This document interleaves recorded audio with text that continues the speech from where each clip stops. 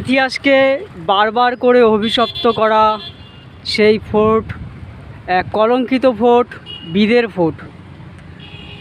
1275 শতাব্দীতে বাহমনি সাম্রাজ্যের আমলে হায়দ্রাবাদ থেকে কিছুটা দূরত্বে এই ফোর্ট অবস্থিত।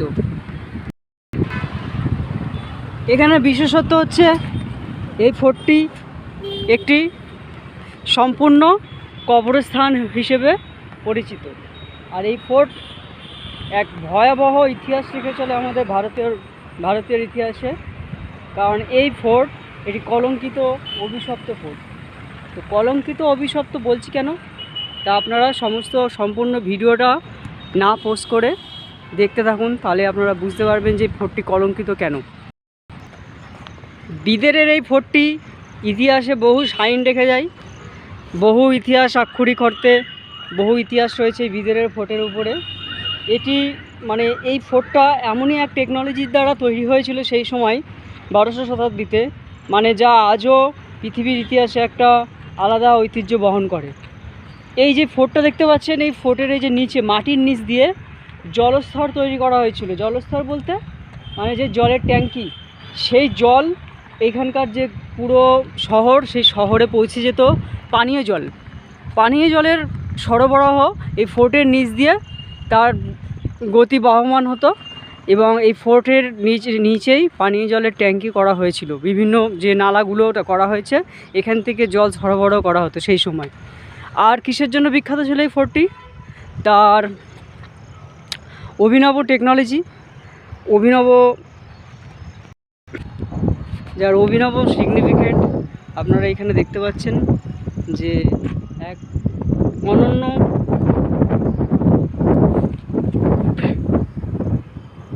সিগনিফিকেন্ট এই পোর্টের, যা আপনারা ভিডিওতে দেখতে পাচ্ছেন।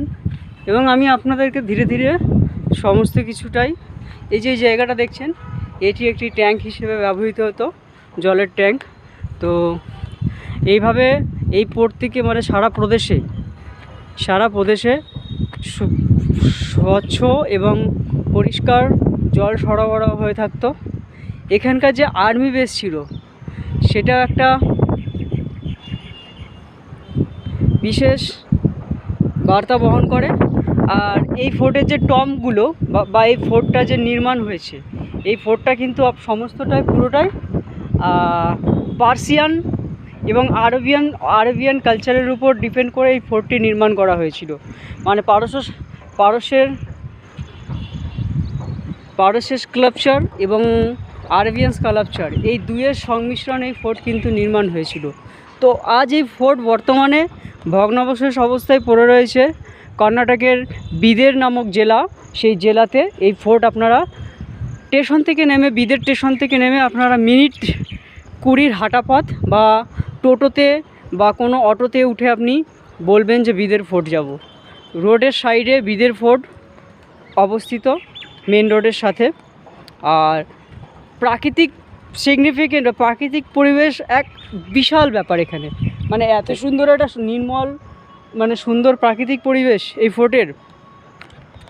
দর্শক, আপনাদের কি বলবো, একবারে অসম্ভব লেভেলের একটা প্রাকৃতিক পরিবেশ।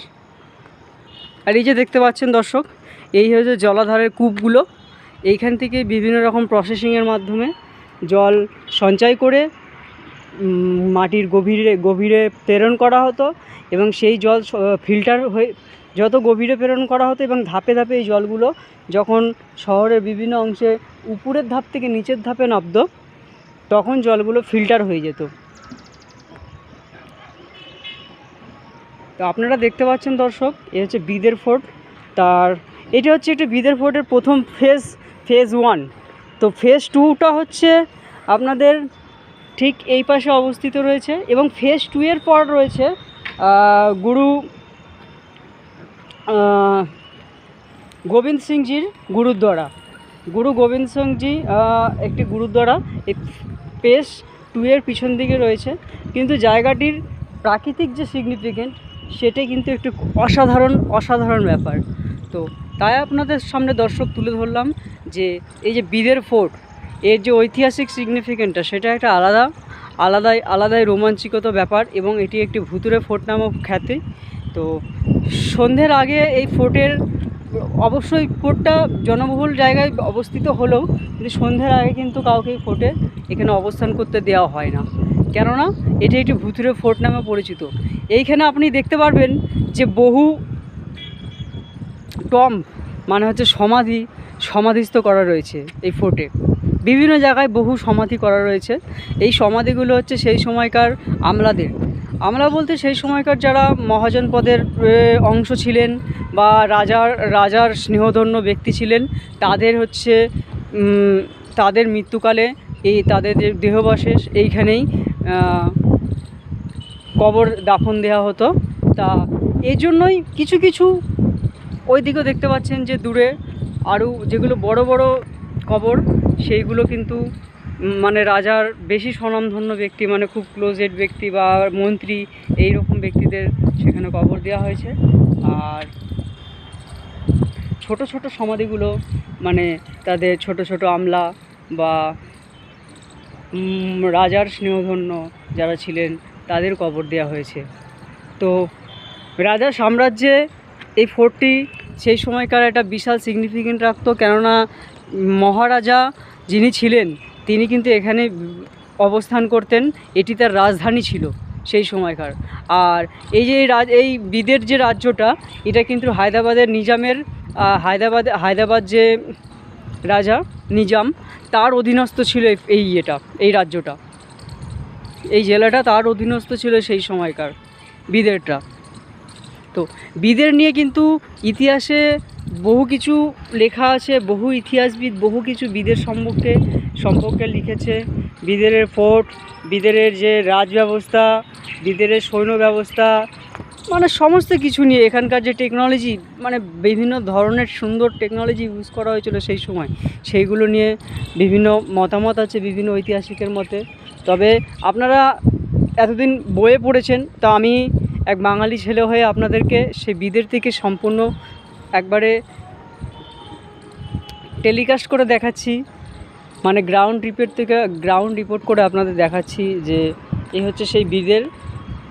এখান থেকে যদি আমার ভিডিও থেকে আপনারা যদি কিছু তথ্য পেতে পারেন, মানে আপনারা যারা রিসার্চ করছেন ইতিহাস নিয়ে, বিভিন্ন ইতিহাসের বিভিন্ন দিক নিয়ে রিসার্চ করছেন, তারা যদি আমার এই ভিডিও থেকে কিছু ক্লু পেতে পারেন, বা আপনারা যেই জিনিসগুলো নিয়ে রিসার্চ করছে তার যদি কিছুটা আপনাদের সাহায্য হয়, তাহলে আমি খুবই নিজেকে ধন্য মনে করব যে হ্যাঁ, আমার মাধ্যমে কিছু তো একটা সমাজের একটা কিছু তো কাজ হয়েছে। যারা মানে এসব নিয়ে রিসার্চ করছেন তাদের জন্য খুব একটা ভালো বিষয় যে তারা যদি মানে প্র্যাকটিক্যাল আর থিওরির একটা ব্যাপার থাকে, আপনি যদি প্র্যাকটিক্যাল কিছুটা পেয়ে যান তাহলে তো থিওরিতে আপনি তৈরি করছেন ঘরে বসেই, প্র্যাকটিক্যালটা যদি আমার কাছ থেকে কিছুটা এখান থেকে কিছুটা যদি নিদর্শন বা কিছুটা যদি আপনার হেল্প হয়, তাহলে আমি খুব খুশি হই। আর যারা ভিউয়ার্স আছেন তারা যদি ভিডিওটা দেখে খুব আনন্দিত হন এবং আমাকে অ্যাপ্রিসিয়েট করেন, তাহলে আমি খুব খুশি হব যে আপনারা আপনাদের মতামত যদি জানাতে পারেন।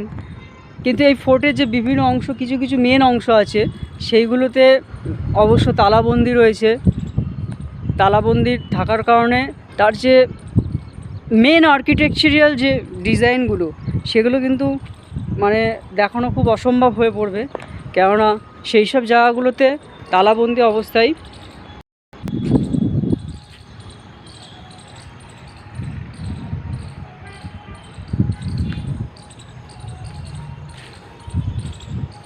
যাই হোক, আপনারা দর্শক দেখলেন বিদের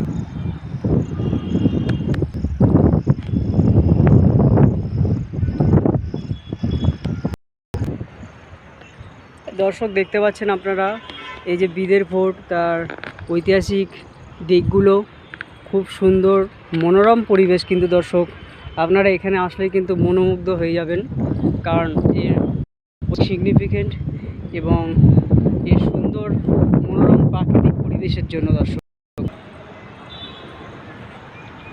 আর এই যে আপনারা টম্বটা দেখতে পাচ্ছেন দর্শক, এই যে টম্বের ভেতরে যে কালার করা যে অংশগুলো দেখতে পাচ্ছেন দর্শক, এগুলোকে হচ্ছে কি যে রংমহল বলা হয় এখানকার, মানে এটা রংমহল নামে এখানে বিখ্যাত।